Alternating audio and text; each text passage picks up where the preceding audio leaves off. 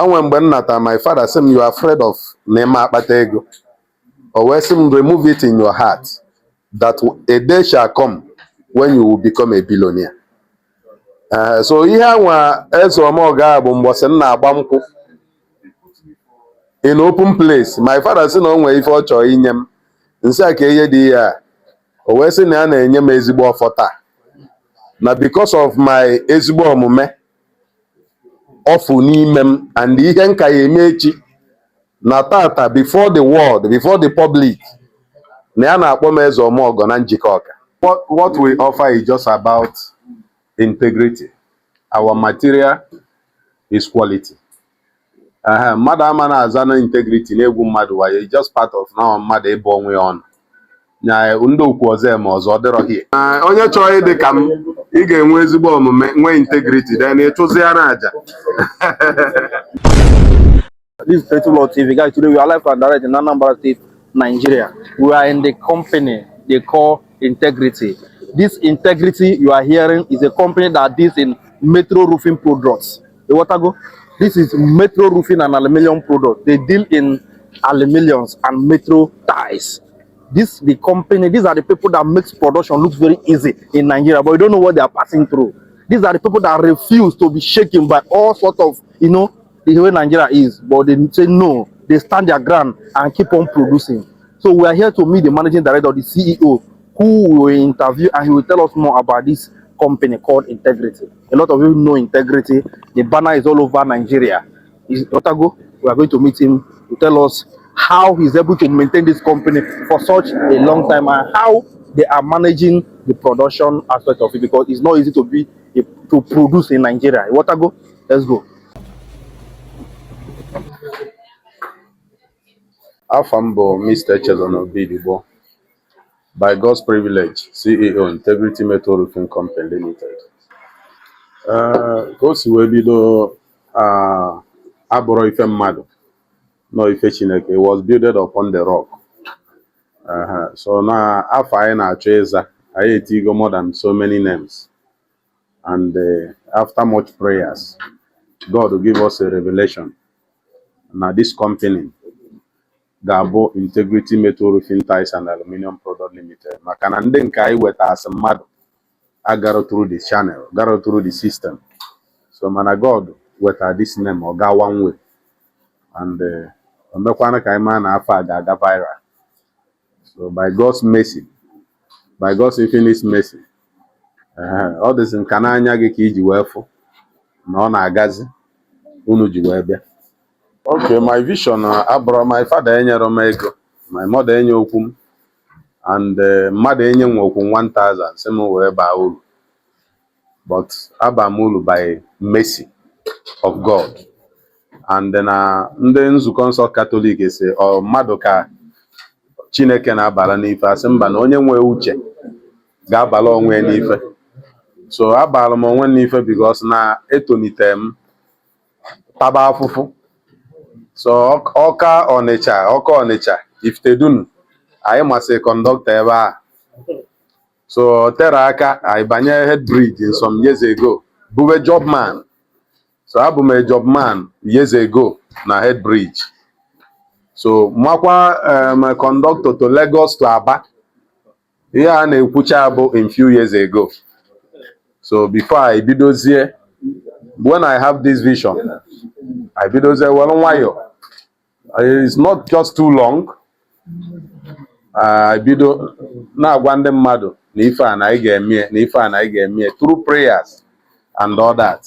So today has become a reality. So enwere ebe anọkata mee ya jump, not from scratch, from being honest to one stage to the other. Enwere otu ọzọ. Agbakwa mbọ ya enwere onye nsabụ na nsira na n'ogbo isi anwa. After the whole thing, the last place nsabụ as a job man bụ na that head bridge ogbo isi. Esiri ana nyapụta, God nye m another vision. So that's another thing. So I'm running it now. Yes, onye ọbụla depend on the economy of Nigeria. Man onye enwere hope at all. Let me just use it like that.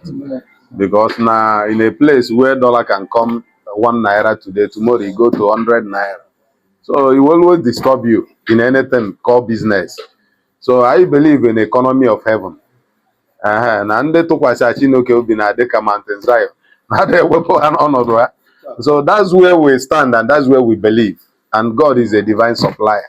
So na ọ na anyị tụkwasị na ọ bụ na ọkụ dị anyị wee rie nri, ịma na ime nwe ọkụ nụ.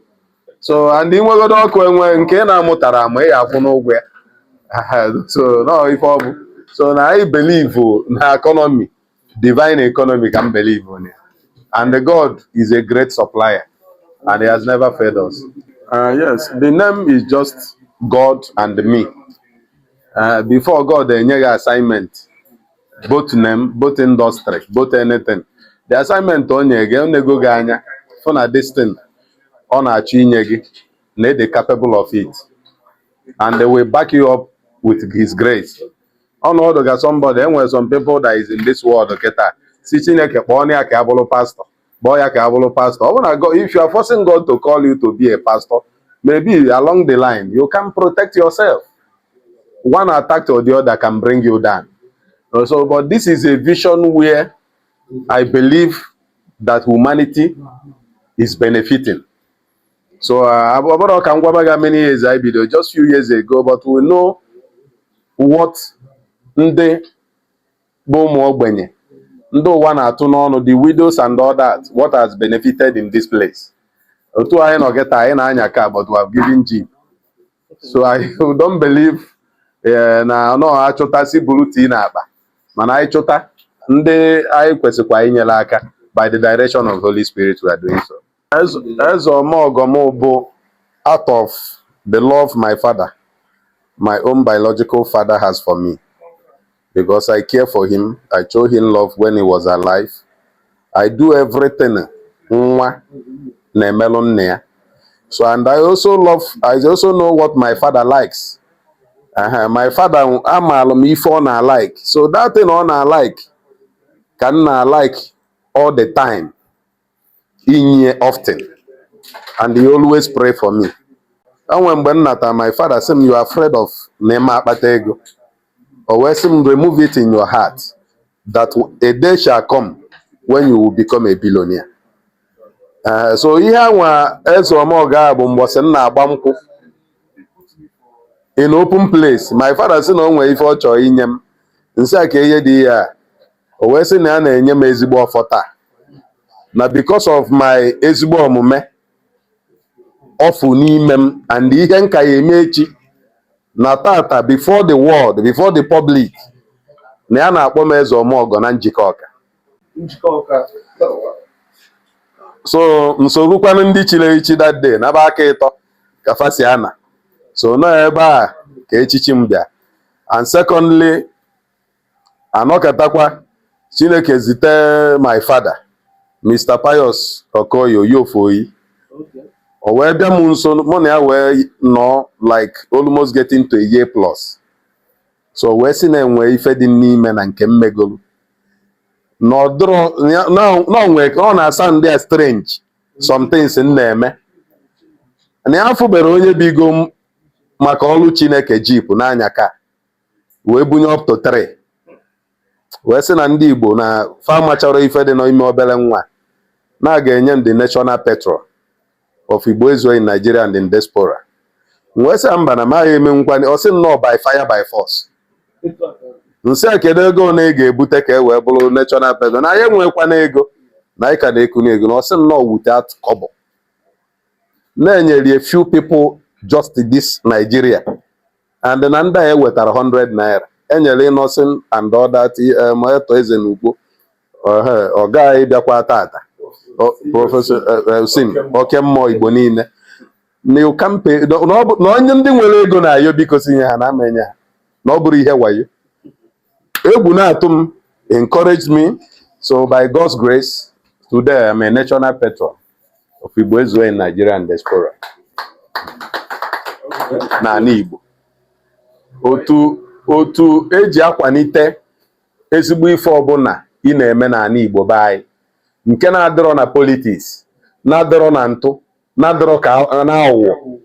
Just the founder mgbe our brother Innocent nwere problem n'obodo a n'akwụkwọ edere ede na okwu ekwuru ekwu by the president Pius Okoye release up to 100 containers 104 mgbe o jere ebe a bata na nke Innocent si ya ka o bu ya moto si ya na ọ bụrụ eziokwu na ife ọ ga-ebi bụ n'afa ndị Igbo ezuo edela akwụkwọ and o nwere onye ebe anyị ọ dị few na be anyị can keep integrity sisi bi ya bọọsụ 40 million ka bụrụ na-abịa eje kpuchie ya akwụkwọ o wee sị na ya ma eme the man na-akpọ gị for the second time si ka ebi gị fedo ụtọ si na enwere interest of moto nọọ ka anyị lụọ a secretariat which oke mmụọ nyere anyị ana 8 plot of land wee sị after the whole years na enwere onye mee ife ọsị mgbe nsị I will honor that man. I don't know him, I don't have his phone number, I'm not interested in his money, but just to say thank you for his good kindness. What we offer is just about integrity. Our material is quality. Mmadụ ama na-aza na integrity na-egwu mmadụ wayo is just part of now mmadụ ebe onwe ọnụ nya ndị okwu ọzọ eme ọzọ dịrọ here. So anything ọbụla anyị gwa gị bụ our product use, be rest assured for the quality and the integrity. 50 years warranty anyị na-ekwu abụrụ ka anyị dee ka i wee bịa na agreement ọbụla anyị na gị nwebi taa for any contract anyị ga-asign ya nye gị that 50 years warranty maka ndị anyị na ha na-eme ka ihe anyị na ha akpalụ dee dị akwụkwọ assign ya assign. So imekata ọbụ na onwe ihe mere anyị dị 100% sure na anyị na-aga ama enwe nsogbu, we are going to replace it. Nke a na-akụ na ọ na-apụta more and more maka ihe ezi eziokwu eme. Anyị dị sure of the quality we are giving to our people. And ịgbakọ arọ na anyị nọ na arọ one ndị ọzọ nọ, ezi ọlụ mmadụ na-enwe ụgwọ, and not just because na anyị nye gị the roofing, mana anyị nyekwa gị good services. Na mmadụ nwere ike ibute gị ife igocha ihe galala ọnụ ọbịa ọkụọ ya kụọ nonsense. So mana ọ na o nwere something I mail gị maka na nobody has it 100%. Ọ na o nwere ihe I mail gị nọkata dictate ya na 10 years after the work na enwe 1 or 2 issues. Just come to us. You are not going to pay money. It's our work to do the needful. Because so ihe akpara akpa nkata akpara akpa bụ isi ka eji ekwe. So that's just it. And the next 20 years is all over the world. Call Africa, call London and everywhere. We are the next that is taking over. So whether Satan like it or not, onye Chineke meleze nke nwa ebutu nwe. So we are just in the next couple of years, we are just taking over the city, taking over the whole world, and nobody will stop it. This is a divine movement. So that's just it. No, if you just want to be like me, you sacrifice what I sacrifice. Akwụ ka eji alata ugo, agbara aka azụ anyị. The man that came to receive award of excellency here, he has suffered a lot to build what he's building today. When he's building, some people is bringing prayers, some people is bringing this, some people is bringing that. Just like what happened today in a preparation of him coming, we have challenge. I prepared the months or sin now, na disappointment. I'm not on the path which we are going to be disappointed. Ihe anyị na-akwadoli oyi ejibịa ebunye nke mbụ asị na ọ ya bago ya asịsị ji egote ọzọ. And the Bible says now if your faith is just little as mustard seed, you can move mountain. Nothing can stop us. Even if na go ebunu 10 time, what we know now we are waiting for somebody. And at the end of the matter, they arrived.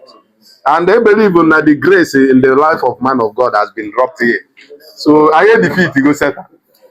So that's just it. So now the challenge is there, but now I want anything that will be good, that will have voice without challenges. But let me tell you the truth, the sacrifice you made in life, just be honest, number one. You can win integrity. Now one them mad is over. Don't allow anybody to silence your voice. No matter who is involved. Has been offered billions of naira in this city to do what is not supposed to be. I said, no, it's not all about money. After all, you leave all those things and still die one day. Our brother get an in a few days to come. So those things require wealth. But the legacy you leave is what matters. So the sacrifice there, so that's just the sacrifice. We have built many things in humanitarian, orphanages and all that. So nwere ife ọzọ anyị nwere ike ikwu. So sacrifice. So na onye chọrọ ịdị ka m, ị ga-enwe ezigbo omume, nwee integrity, then ịchụzịa na aja.